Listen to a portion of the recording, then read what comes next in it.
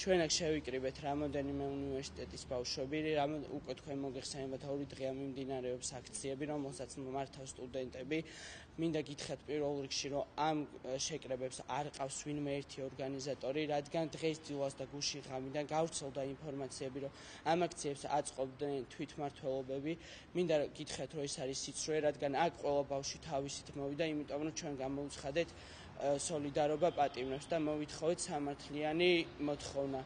ეს თვითმმართველობაზე როცა საუბრობთ, არ ხდება მარტო თბილისის სახელმწიფო უნივერსიტეტში, რამოდენიმე უნივერსიტეტში აპირებენ, რომ შეკრიბონ ბავშვები და მე არ შემიძლია რა ვთქვა, ალასანიაში ასევე უკაცრავად საქართველოს უნივერსიტეტში აპირებენ, კიდე რამოდენიმე უნივერსიტეტში და აუცილებელია, რომ ბავშვებმა გაითავისონ და გაითვალისწინონ ის, რომ არ ჩაერთვან გარკვეულ პროვოკაციებში, რაც ჩვენი ეჭვის საფუძველზე აპირებს ამის მოწყობას თვითმმართველობა. ამის თქმის საშუალებას ჩვენ გვაძლევს მათი წინა წლებში მოქმედებები. უნივერსიტეტების თვითმმართველობები მოქმედებდნენ მართლ პარტიასთან აბსოლუტურ ჰარმონიაში და მათი დირექტივებით.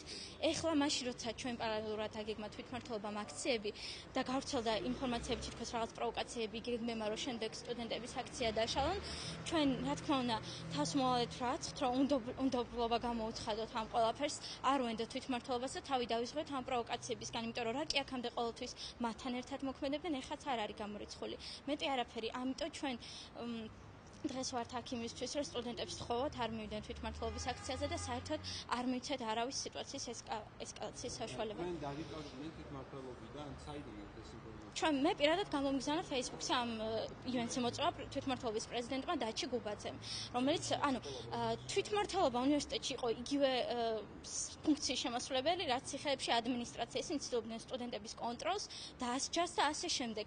და აქედან გამომდინარე იმსახურებს უნდობლობას, თორე რა თქმა უნდა ჩვენ მივესალმებით თუ ისინი პროტესტის გამოთქმას აიწყებენ, მომხდარისმეტეს მათი ვალდებულებაც კი არის და აქამდეც ეგ უნდა ეკეთებინათ. ამაში არ არის საქმე, უბრალოდ არ ვენდობით ბოლომდე.